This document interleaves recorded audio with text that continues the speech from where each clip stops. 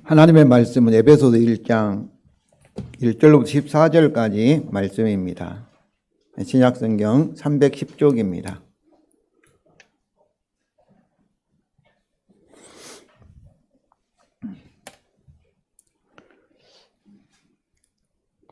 에베소 1장 1절부터 14절까지 교독하시겠습니다. 하나님 뜻으로 말미암아 그리스도 예수의 사도된 바울은 에베소에 있는 성도들과 그리스도 예수 안에 있는 신실한 자들에게 편지하노니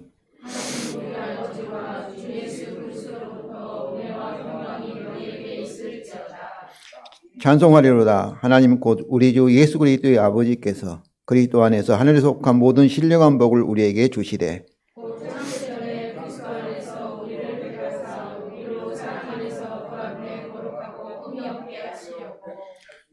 그 기쁘신 뜻대로 우리를 예정하사 예수 그리스도로 말미암아 자기의 아들들이 되게 하셨으니 이는 그가 사랑하시는 자 안에서 우리에게 거저 주시는 바 그의 은혜의 영광을 찬송하게 하려는 것이라.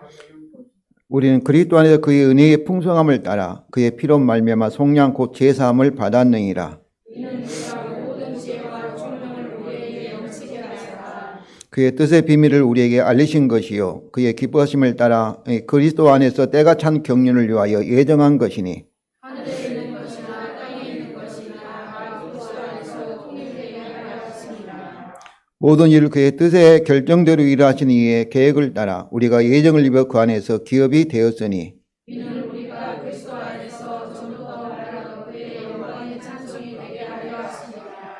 그 안에서 너희도 진리의 말씀 곧 너희의 구원의 복음을 듣고 그 안에서 또한 믿어 약속의 성령으로 인치심을 받았으니 이는 우리의 뼈에 보증이 되사 그 얻으신 것을 속량하시고 그의 영광을 찬송하게 하려 하십니다. 아멘. 성도 여러분, 하나님의 복음은 모든 믿는 자에게 구원을 주시는 하나님의 능력입니다.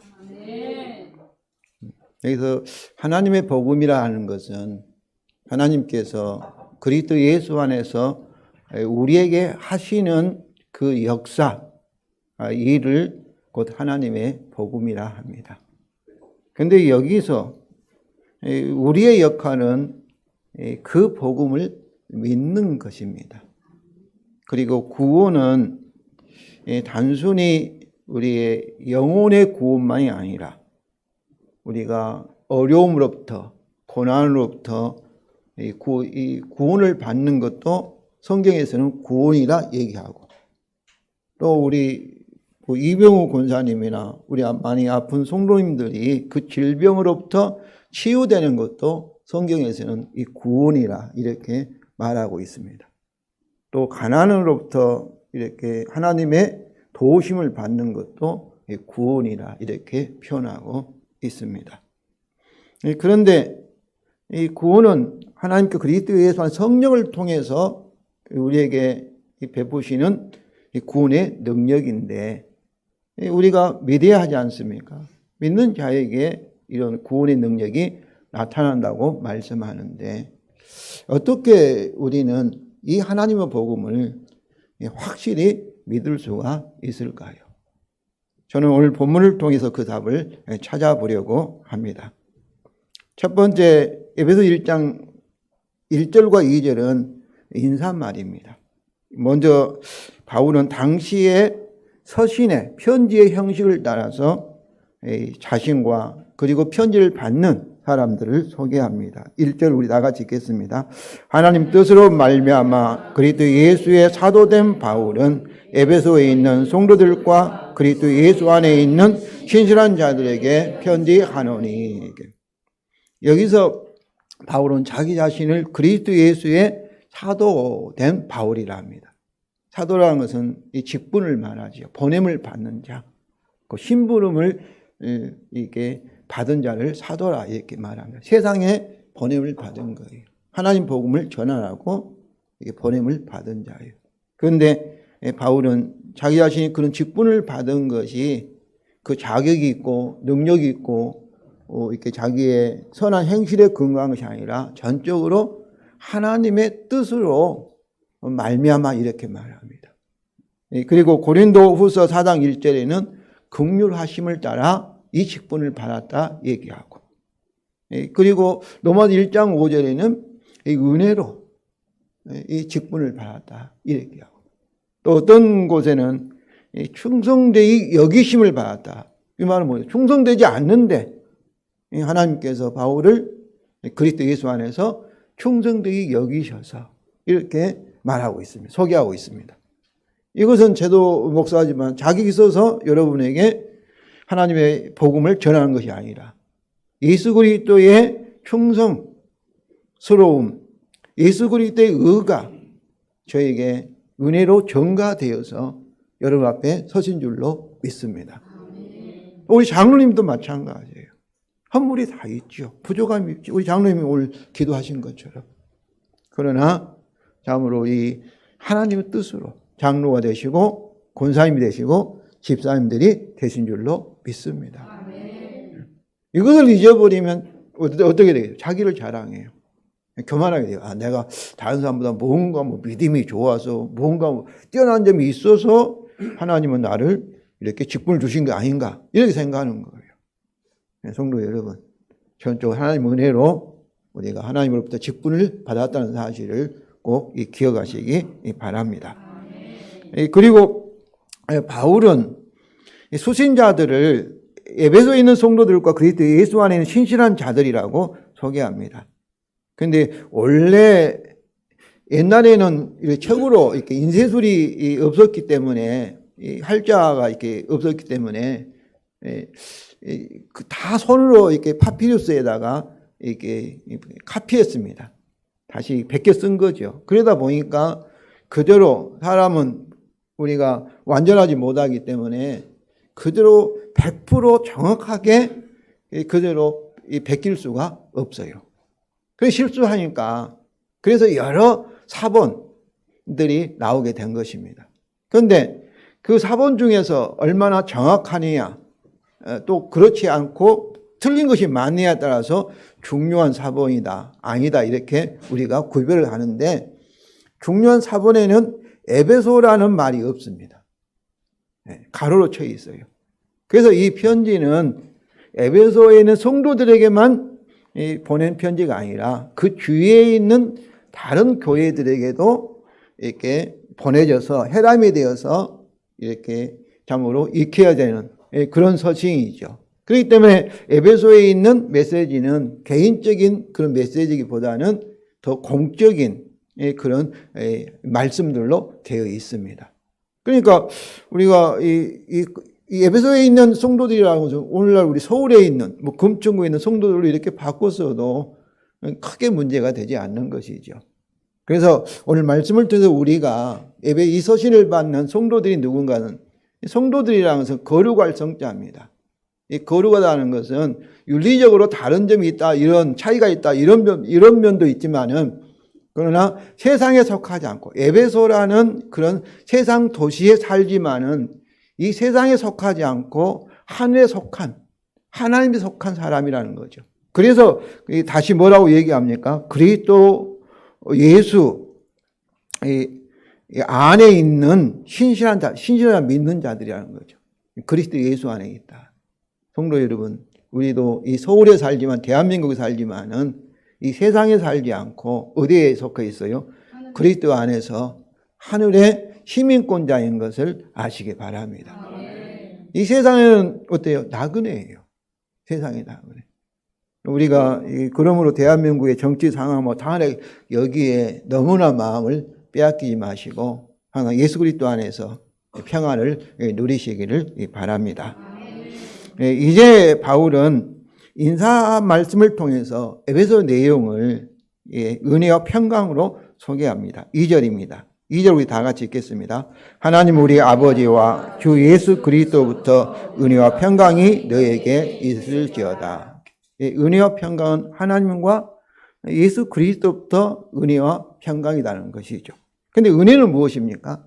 자격 없는 자에게 베푸시는 하나님의 호의입니다. 그러니까 조건 없는 하나님의 사랑이에요. 사랑. 근데 그래서 은혜는 죄인들을 구원하시는 그의 복음의 원인입니다. 죄인들을 하나님께서 예수 그리스도의 십자가의 죽음을 통해서 대신 죽게 심판받게 하시고 우리를 죄를 사하시고 우리를 구원하시는가?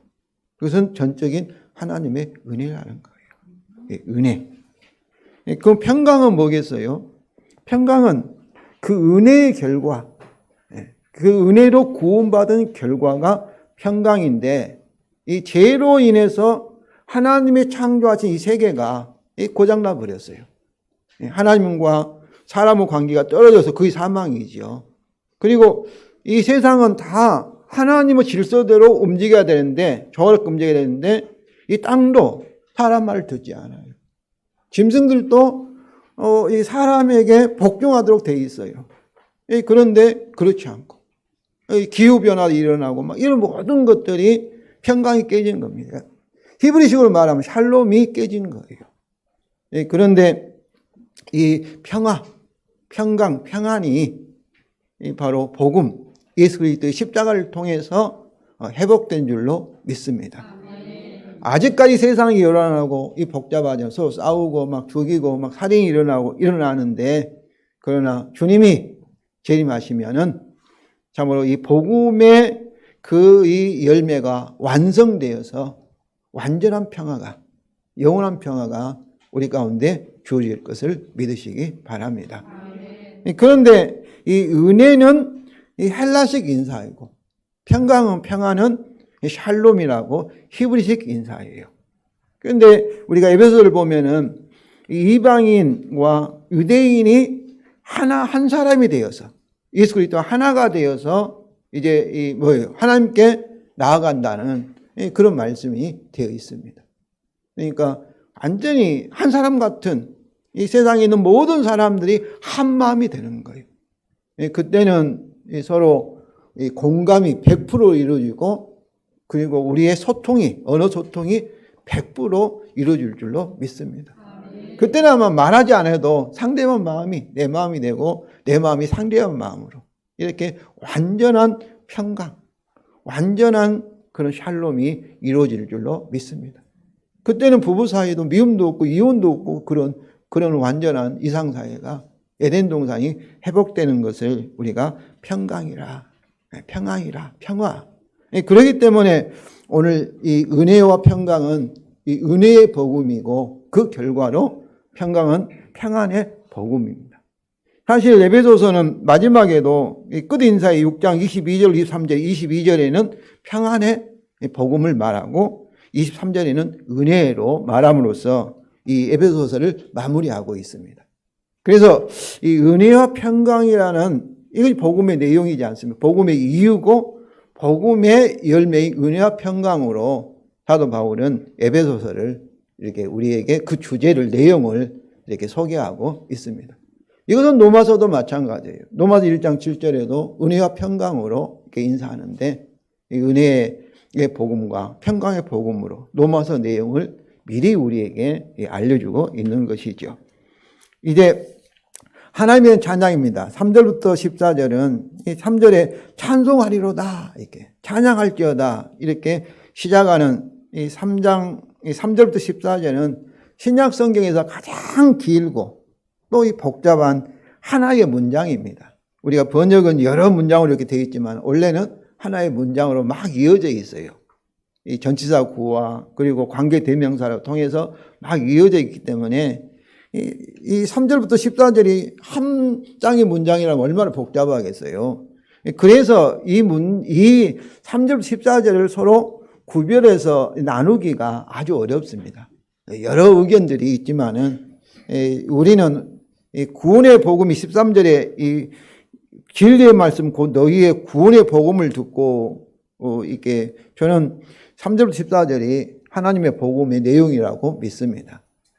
그러면 이 부분을 세 부분으로 나누어서 생각을 하는데 첫째 3절은 이 찬송의 내용, 주제이고 그 주제를 이유를 설명하는 4절부터 14절에서는 은혜의 복음을 강조하는 4절과 8절 그리고 평강을 은혜의 복음의 열매인 평강을 강조하는 9절과 14절로 나누어서 이렇게 생각해 볼 것입니다.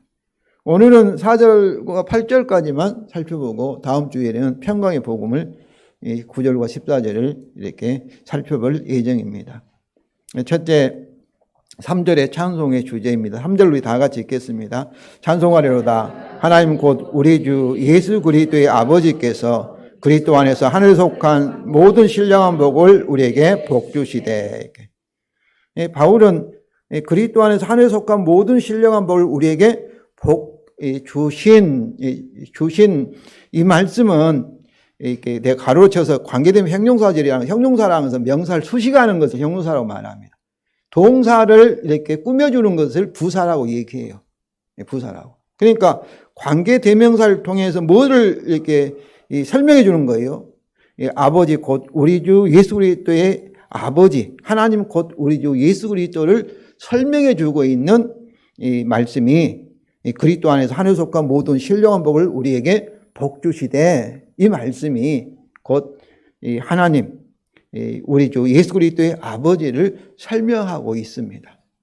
그러니까 우리에게 복 주신 하늘에 속한 그리스도 안에서 하늘에 속한 모든 신령한 복을 우리에게 복 주신 하나님, 우리 주 예수 그리스도의 아버지를 찬송하리로다.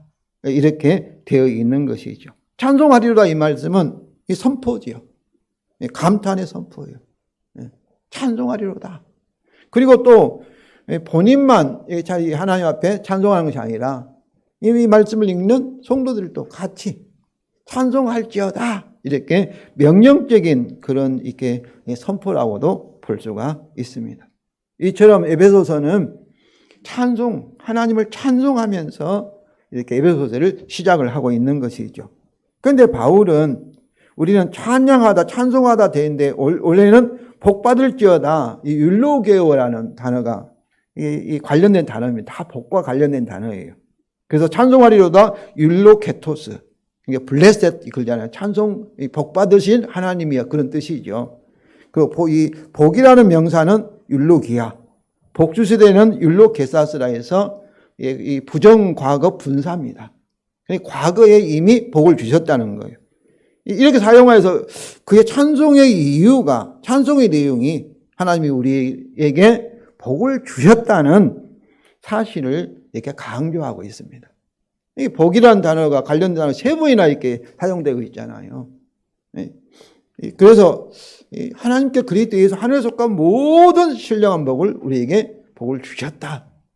이 사실의 근거에서 하나님, 곧 우리 주 예수 그리스도의 아버지께 찬송할지어다, 찬양할지어다 이렇게 외치고 있는 것이죠. 또한 바울은 전치사구를, 세 개의 전치사구를 사용하여서 하나님이 우리에게 주신 모든 복을 설명합니다. 첫째는 모든 신령한 복 안에서, 이 N이라는 전치사는 이 안, 가운데 그런 뜻입니다. 그런데 장소적인 그 안이라는 뜻도 있지만은 방법으로 그런 의미도 있고 때문에 그렇게도 우리가 이해할 수 있습니다. 여기서는 신령한 복 안에서, 복으로 이제 도구적으로, 복은, 신령한 복은 뭐예요? 세상적인 물질적 복과 구별되는 복이잖아요. 그러니까 영원한 영적인 복을 우리에게 주셨다는 것이죠.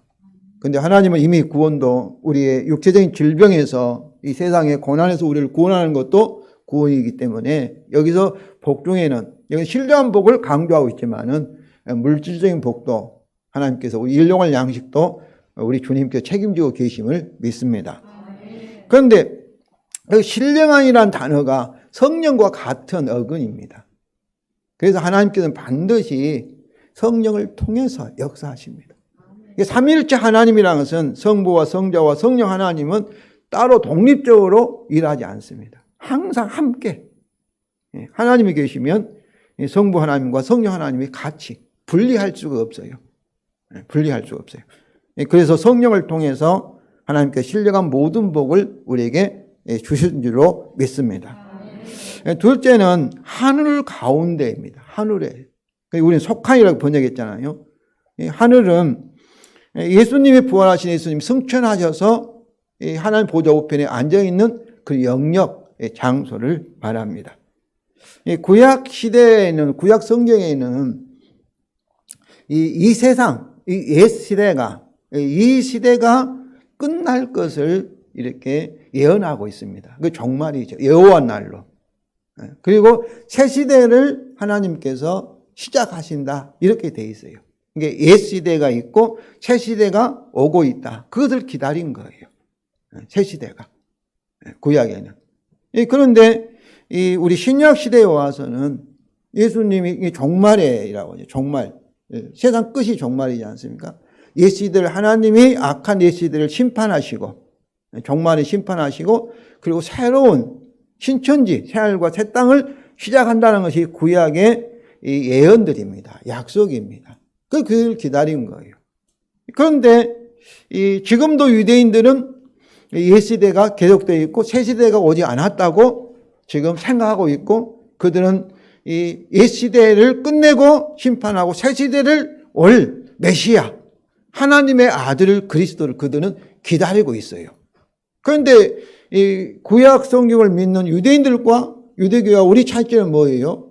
저와 여러분은 우리는 옛 시대가 이미 예수 그리스도의 탄생과 그리고 십자가의 죽음과 부활을 통해서 왔다고 구약에 있는 이 종말의 예언이 성취되었다고 우리는 믿습니다. 이것이 유대교와 우리 기독교의 차이점이에요. 그래서 이미 우리는 이 시대가 왔고 그런데 아직 이 시대가 계속되고 있어요. 언제까지? 예수님의 재림 때까지. 그래서 지금은 겹쳐 있어요. 그래서 복잡하죠. 저도 왜 하나님께서 복잡하게 일하시는가 그렇게 생각했으면 예수님이 오셨을 때 이미 세상을 끝내고 새로운 시대를 시작했다면 저와 여러분은 구원을 받을 수가 없는 것이죠. 세상에 태어나지도 않았을 것이죠.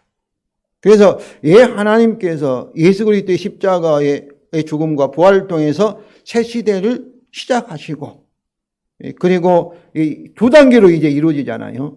예수님은 재림을 그때 세상을 끝내버려야 되는데 끝내지 않고 계속되게 하시는 것이 하나님의 은혜라고 믿습니다.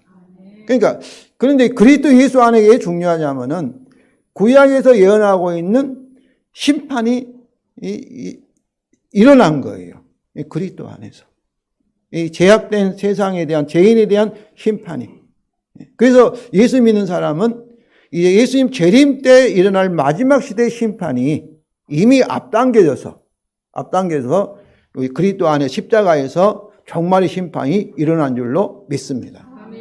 그래서 더 이상 심판이 없는 거예요. 그리스도 예수 안에서. 그리스도 밖에 있는 사람들은 어때요? 그들은 예수님이 하신 행위를 그들이 거부하니까 그리스도를 통해 주신 하나님의 은혜의 구원을 제사함을 거부하니까 그들은 예수님이 거부하니까 그들의 행위대로 예수님 재림 때 심판이 있을 줄로 믿습니다. 이처럼 이 성경의 이 구원의 구조가 이미와 아직이라는 그런 말씀을 되어 있어요. 그래서 이 하늘이라는 것은 이미 예수 그리스도의 십자가와 부활을 통해서 구약의 옛 시대가 끝나고 심판이 일어나고 그리고 새 시대가 이미 왔다는 그런 의미에서 하늘이에요. 그래서 눈에 보이지 않지만은 우리 예수 믿는 사람은 이미 하늘에 속한 줄로 믿습니다. 그래서 이 세상은 나그네고 우리 보이지 않지만은 하늘에. 그래서 우리는 하늘이라면 뭐 인공도 타고 멀리 위로 올라가는데 그렇지 않아요. 보이는 세상과 보이지 않는 하늘은 붙어 있습니다. 바로 이 눈앞에. 이 보이는 세상. 우리가 세상을 떠나는 순간 어떻겠어요? 어디로 가겠어요? 하늘에 영적 시대로 가는 거죠. 영적인 영역으로 들어가는 거예요. 그러니까 하늘이 멀리가 있는 것이 아니라 가까이 있는 거예요. 저와 여러분은 이 세상에 있으면 동시에 하늘에 속한 줄로 믿습니다. 그래서 에베소 2장 6절에 이렇게 얘기하고 있어요. 함께 일으키사 그리스도 예수 안에서 함께 하늘에 앉히시니. 성도 여러분, 그리스도 예수 안에서 저와 여러분을 하늘에 앉히신 줄로 믿습니다. 그래서 우리는 하늘의 시민권자예요. 이 관점으로 이 눈에 보이는 세상을 바라봐야 돼요. 이것이 핵심입니다. 이것이 영적인 세계관이에요. 이게 마음의 눈이 열린 사람이에요. 믿음의 눈으로 보는 거예요. 세상 사람들은 이렇게 말하면 도저히 이해하지 못하지요. 그들은 세상 중심으로 모든 것을 보기 때문에. 그러나 저와 여러분은 어때야 되겠어요? 세상 사람들이 보지 못한 것을 이미 보고 있는 줄로 믿습니다. 그래서 하늘의 관점에서 이게 보는 거예요. 하늘은 어때요? 시간이 없습니다. 하늘은. 하나님은 영웅이라는 것은 그러니까 하나님이 세상을 창조할 때 과거, 현재, 시간도 창조한 거예요. 시간도 창조해요. 그런데 하늘은 시작과 그리고 끝이 없어요. 시간을 초월해서 시간이 있다는 것은 3차원 세계예요. 그러나 영적 세계는 4차원의 세계예요. 이 시간을 초월한 시간과 공간의 제한을 받잖아요. 그런데 그걸 초월한 세계가 영적 세계이고 이 하늘은 그 세계에 속한 줄로 믿습니다. 셋째는 그리스도 안에서 이게 그리스도 때문에 그렇게 번역됩니다. 이것은 첫째로는 그리스도 안에서는 그리스도 안에서 그리스도 우리가 한 몸이 되었다. 그리스도 우리의 머리이고 저와 여러분은 그리스도 안에서 그의 몸이 되었다. 연합을 말합니다. 연합. 우리는 복음으로 주님과 연합되고 성도 여러분 옆에 있는 성도들 보실 때 제 자신을 이해할 때 다 주님과 함께 주님과 함께 나는 여러분은 혼자가 아닙니다. 우리는 고아처럼 버림을 받는 사람이 아니에요. 항상 주 안에서 성령과 함께 계신 줄로 믿습니다. 함께. 그래서 우리 기독교 신앙은 말로만 하나님 나라 말로만 하는 거 아니에요. 체험이에요. 주님과 함께 사는 성령과 함께 사는 체험이에요. 그런데 이것을 알고 믿으면 반드시 구원하시는 능력이 나타난 줄로 믿습니다. 1장 19절에도 바울은 그의 믿는 우리에게 베푸시는 그의 능력이 얼마나 큰지를 너희가 알기를 원하노라, 경험하기를, 체험하기를 원하노라 이렇게 기도하고 있어요. 그러니까 저는 그래요. 정말로 우리가 정직하게 믿지도 않으면서 믿는 체 할 것이 아니라 목사가 말하니까 무조건 믿을 것이 아니라 덮어놓고 믿을 것이 아니라 생각해 보고 정말로 하나님이 계시면 하나님을 발견해야 되지 않겠어요? 하나님이 계시면 우리가 하나님을 믿어야 되지 않겠어요? 저는 진심으로 우리가 겸손하게 구하면 반드시 하나님께서 성령을 통해서 자기 자신을 우리에게 계시할 줄로 믿습니다. 그러니까 우리가 내가 아는 것, 지금까지 아는 것이 전부 다 그것은 자기가 하나님인 거예요. 틀릴 수도 있잖아요. 틀릴 수도 있잖아요. 내가 잘못 생각할 수도 있잖아요. 지금까지 알아왔던 것이. 그렇게 그런 부분들을 한번 내가 잘못 생각이 아닌가, 지금까지 알아왔던 게 잘못이 아닌가 이렇게 참 자기 자신을 내려놓고 정말로 하나님이 계시면 그렇게 그것이 진정으로 이 구도자의 자세라고 생각합니다. 좀 알기를 원하면은 언더스탠딩이라는 언더는 아래입니다. 자기 자신을 우리는 피조물이라 한다면 하나님의 권위 아래 자기 자신을 낮추는 거예요. 나는 온전하게 겸손하니 나의 멍에를 메고 내게 배우라 하고 있습니다. 멍에라는 것은 우리가 소가 어때요? 그 멍에를 맬 때 주인의 말을 듣지 않습니까? 그와 같이 바로 이 주님의 권위를 하나님의 권위를 인정하고 그 앞에 섰을 때 피조물로 섰을 때 그것이 겸손이고 그때는 주께서 우리를 가르칠 줄로 믿습니다. 그때 계시가 일어나는 거예요. 그러나 내가 모든 걸 알고 있다. 내가 모든 것에 내가 믿으면 믿고 내가 알면 알고 내가 틀렸다 틀려면 내가 틀린 것이다. 이렇게 생각하는 사람들 거의 세상 사람 그렇게 생각해요. 그것은 자기 자신이 하나님이다. 이렇게. 자기라는 우상을 섬기고 있는 것입니다. 그렇다 할 때는 그게 교만이고요. 절대로 하나님의 계시가 일어나지 않습니다. 마태복음 11장에 주님은 어때요? 어린 아이에게는 주님이 계시가 있고 그러나 교만한 사람에게는 계시가 없다는 거예요. 어린 아이와 같이 겸손할 때 저는 반드시 주께서 우리에게 가르쳐 주실 줄로 믿습니다.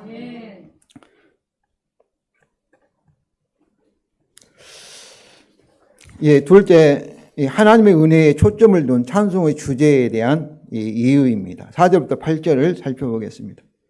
우리말 성경에는 둘째 부분을 시작하는 곧이라는 단어가 이게 곧 설명적인 그런 이 단어인데 원래는 카소스라는 이 종속절입니다.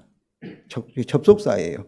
그런데 이 카소스라는 것은 비교급으로 뭐뭐 같이, 뭐뭐 보다 이렇게도 이해할 수 있는데 서로 인과관계, 앞에 대한 이유를 설명하는 뭐뭐 때문에 이렇게로 이해할 수 있습니다. 영어 성경에 NIV라는 그 영어 성경에는 for라는 단어를 써요. 왜냐하면 그렇게 이제 이 고시를 카소스를 해석하는데 저도 이 인과관계 뭐뭐 때문에로 이해하고 오늘 이 고시라는 단어가 왜냐하면이 이 단어가 4절부터 이 14절까지 저는 다 이렇게 계속된다고 관련된다고 그렇게 생각합니다.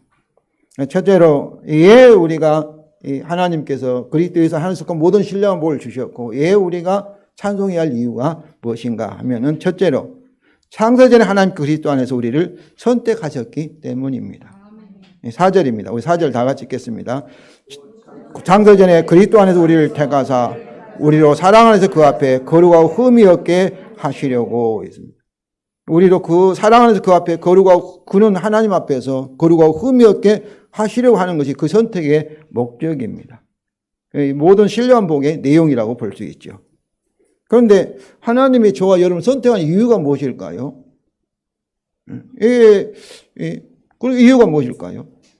그것은 그의 주권적인 선택에 있습니다. 선택이 하나님 뜻이었다는 거예요. 그런데 특별히 창세전에 그리스도 안에서 우리를 선택하셨다는 것은 그 이유가 결코 우리 사람에게 있지 않다는 것이죠. 그때는 세상이 생겨나지도 않았어요.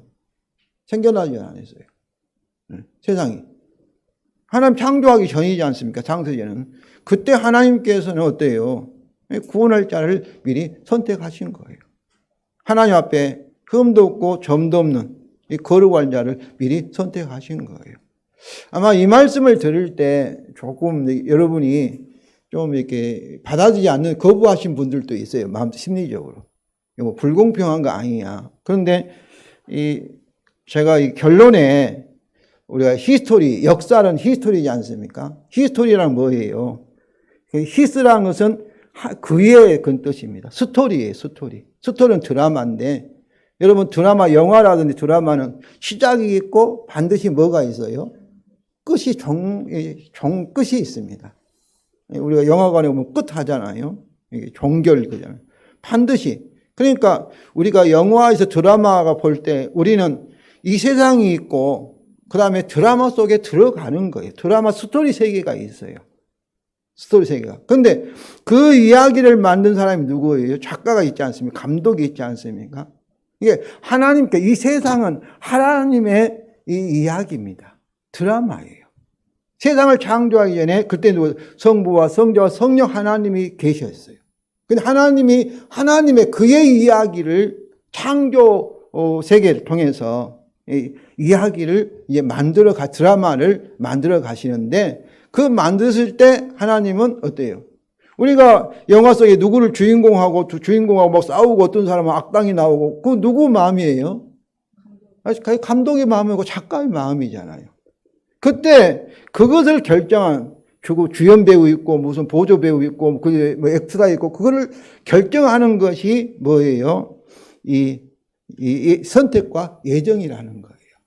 하나님께서 이 세상을 창조하기 전에 세상의 역사를 어떻게 진행하실 것을 섭리하실 것을 미리 결정하시고 그 속의 주인공들을 이제 배우들을 하나님이 예정하시고 선택하셨어요. 그 어떤 배우 하나님 앞에 마지막에는 그 앞에서 흠이 없고 거룩하고 하나님 같은 그 상태로. 그러니까 그렇게 선택을 하신 거예요. 그렇게 역사를 섭리하신 거예요. 어떤 분들은 그래요. 왜 하나님 선악과를 만들어 복잡하게 했느냐. 여러분 드라마가 모든 것이 다 해피하고 모든 것이 막 평안하면 그 드라마가 되겠습니까? 항상 드라마는 비극으로 시작했다가 마지막은 해피엔딩으로 끝나는 거예요. 그러니까 그 비극은 무슨 이야기일까요? 해피엔딩, 해피하다고 이 엔딩을 극대화시켜주는 것이 그 앞에 있는 비극적인 사건들이에요.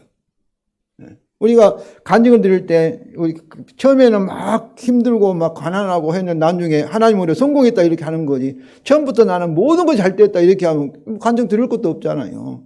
그래, 그런가 보다. 그걸 끝나잖아요. 이렇게 하나님께서 그 역사를, 창조를 시작하시고 역사를 맞췄을 때 그것을 하나의 드라마로 생각하시면 이해하기 쉽습니다.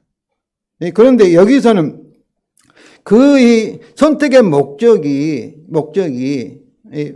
바로 하나님 앞에서 어떤 사람 선택해서 그를 하나님 앞에서 완전한 사람으로 세우시려는 것이 그 목적인데, 그런데 정말로 선택에 더 큰 목적이 있어요. 더 큰 목적이 있습니다. 선택에서. 그래서 창세 선택했다는 것은 선택의 이유가 선택받은 사람에게 있지 않다는 거죠. 사람에게. 둘째로 하나님이 그 깊은 뜻대로 우리를 예정하셨기 때문입니다. 5절 우리 다 같이 읽겠습니다. 그 깊은 뜻대로 우리를 예정하사 예수 그리스도로 말미암아 자기의 아들들이 되게 하셨으니.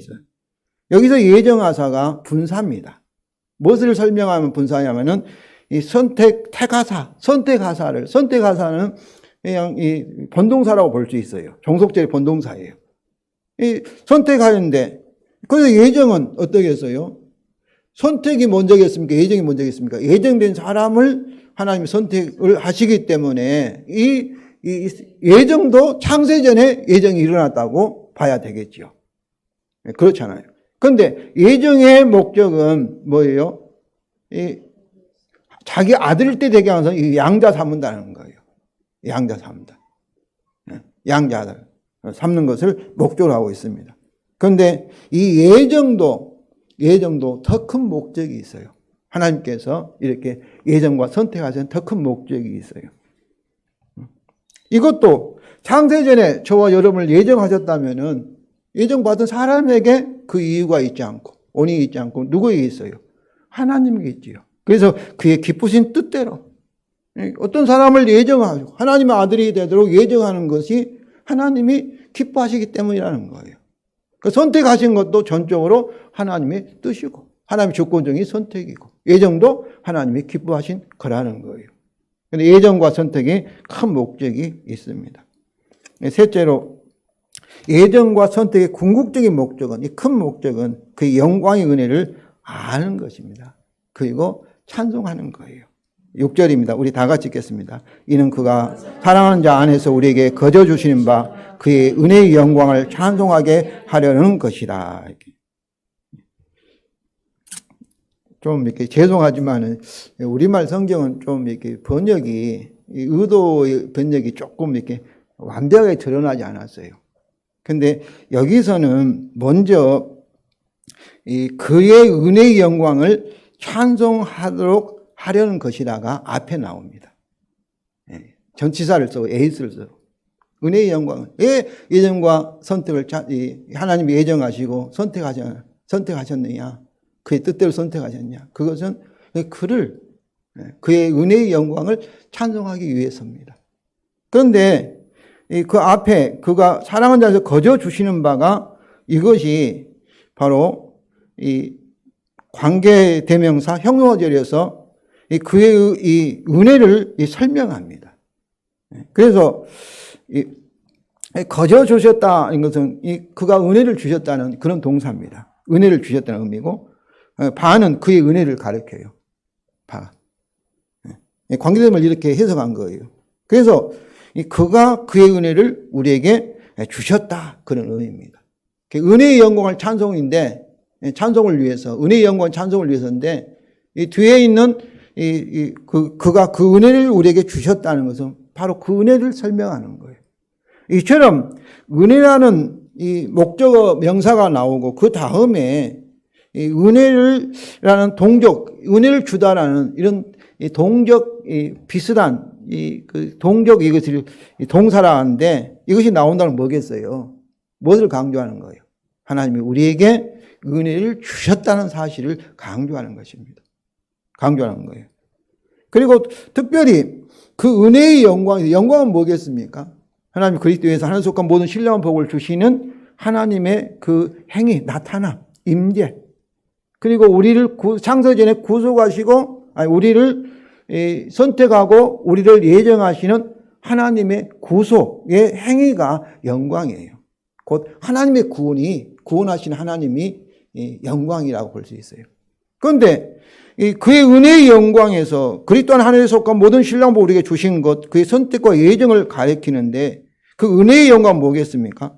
이러한 그의 영광, 우리에게 복을 주시고 그리고 우리를 예정하고 선택하신 것이 곧 뭐라는 거예요? 그의 은혜라는 거예요. 그의 은혜. 그래서 그 구원의 영광은 곧 그의 은혜의 구원입니다. 그 은혜와 동일시되는 거예요. 그 은혜의 복음입니다. 이 모든 것이 하나님이 우리에 향한 자격 없는 베푸시는 하나님의 풍성한 은혜라는 것입니다. 그런데 우리에게 그 은혜가 사랑하시는 자 안에서, 그가 사랑하는 자 안에서 이렇게 되어 있습니다. 그가 사랑하는 자는, 그 사랑받는 자라는 것은 당시 예수님의 칭호였습니다. 칭호였어요. 근데 여기서 그리스도 대신에 갑자기 그가 사랑하는 자, 사랑받는 자, 이렇게 사용되는 이유는 이 칭호가 하나님께서 가장 사랑하는 그의 아들. 우리가 부모가 아들과 딸을 사랑하는 것도 이 하나님의 사랑을 우리가 나타내는, 반영하는 것인데 예수님과 하나님 사이는 영원한 이 하나의 특별한 관계입니다. 유일하신 아들이에요. 그러니까 그 사랑하는 아들이라는 자는 뭐였어요? 하나님 자신이라고 볼 수 있어요. 그 안에서 이 사랑하는 자 아들의 십자가의 이 고난을 통한 하나님의 구원과 관련되기 때문에 여기서는 그가 사랑하는 자, 그의 사랑받는 자. 십자가의 사랑은 예수 그리스도의 사랑일 뿐만 아니라 동시에 누구의 사랑이에요? 하나님 아버지의 사랑인 줄로 믿습니다. 그래서 로마서 5장 8절에 이렇게 말하고 있어요. 우리가 아직 죄인 됐을 때 그리스도께서 우리를 위하여 죽으심으로 하나님께서 자기 사랑을 확증하셨느니라. 그리스도의 십자가 사랑이 곧 하나님 아버지의 사랑인 줄로 믿습니다. 넷째로 우리가 그리스도의 속량 곧 제3을 가지고 있기 때문입니다. 7절부터 8절 우리 다 같이 읽겠습니다. 우리는 그리스도 안에서 그의 은혜의 풍성함을 따라 그의 피로 말미암아 속량 곧 제3을 받았느니라. 이는 그가 모든 지혜와 총명을 우리에게 넘치게 하사. 여기서 받았느니라 그 에코메는 영어로 해부 동사예요. 가지고 있다. 가지고 있다. 가지고 있기 때문이다. 받았기 때문이다. 이렇게 번역해야 되겠죠. 그럼 어떻게 우리가 이 구원 받았는지를 설명합니다. 그것은 그의 사랑한 아들의 피를 통한 속량입니다. 속량이라는 것은 시장에서 물건을 값을 주고 물건을 이렇게 사는 것서 내 소유로 만드는 것을 속량이라고, 그리고 노예나 포로를 잡혔을 때 몸값을 주고 그를 해방하는 것, 자유케 하는 것을 속량이라고 합니다. 여기서는 하나님의 죄의 노인 우리의 몸값으로 누구를 주셨어요? 그 사랑하는 아들을 십자가에서 내어주시고 그리고 죄와 사망과 마귀의 결박에서 우리를 해방하신 것입니다. 또한 속량은 죄사함입니다. 왜냐하면 죄사함을 받은 결과가 뭐예요? 죄의 속박에서 우리가 해방되기 때문입니다. 그러면 하나님이 그의 피를 통하여 우리를 속량하신 이유가 무엇일까요? 7절에 그의 은혜의 풍성함을 따라입니다. 우리는 그리스도 안에 그 은혜의 풍성함을 따라 그 피로 말미암아 속량 곧 제사함을 받았느니라. 여기서 그의 은혜의 풍성함을 8절이 설명하는, 관계되면서 형용사절인데 8절은 이는 그가 모든 지혜와 총명을 우리에게 넘치게 하사 이렇게 되었는데, 원래는 그가 이렇게 모든 지혜와 총명 안에서 우리에게 넘치게 하사인데, 그 넘치게 앞에 그 목적이 그의 은혜를 넘치게 하사, 그렇게 되어 있습니다. 그러니까 원문은 그것을 그가 모든 지혜와 총명함 가운데 이 총명으로 우리에게 넘치게 하셨다, 이런 의미입니다. 이처럼 바울은 그의 은혜의 풍성함을 따라 그 피를 통하여 속량하시는 우리에게 그 은혜를 넘치게 하셨다라고 그의 은혜를 계속해서 앞에와 뒤에서 이렇게 반복하는 건 뭐겠어요? 그 아들의 피를 통하여 성령하신 그 원인과 이유가 뭐예요? 자격 없는 저와 여러분에게 주시는 하나님의 풍성한 은혜라는 거예요. 은혜. 은혜로.